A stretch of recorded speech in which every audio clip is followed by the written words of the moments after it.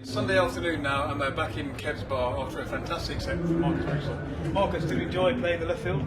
I did actually. I really did. It's really different from the comedy tent as a stand-up, because you know that these are people who haven't come especially for comedy. They're here for lots of different reasons. So you don't always know that you can, play it a straight way or whatever. But no, they were lovely. Within a couple of seconds, I was like, oh, this is so good.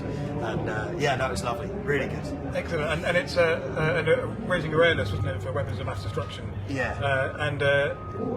You said in your set, one of the answers is, well, I can't do anything myself. What would you say to people about that? I think music festivals still have an element of, hey, tune in, turn on and drop out. But the drop out part, it needs to be left way behind. People, if you want anything to change, go and change it.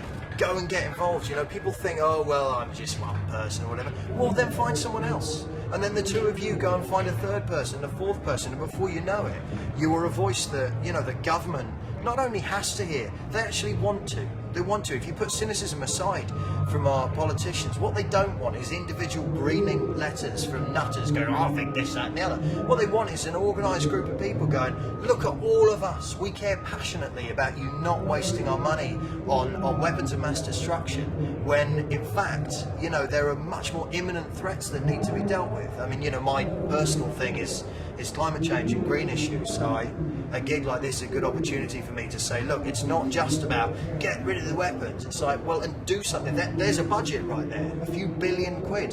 What are we going to do with it? Invest it in renewables and stuff like that. So, people who don't vote go, oh, well, the parties are all the same or whatever. They're what's wrong. They're what's wrong. They make it so easy for a dishonest group of people to rise to power and start affecting changes in our lives with a tiny, well, you can't even call it a majority, a tiny proportion of the would-be electorate. So people must vote, and if there's nothing to vote for, set up a party.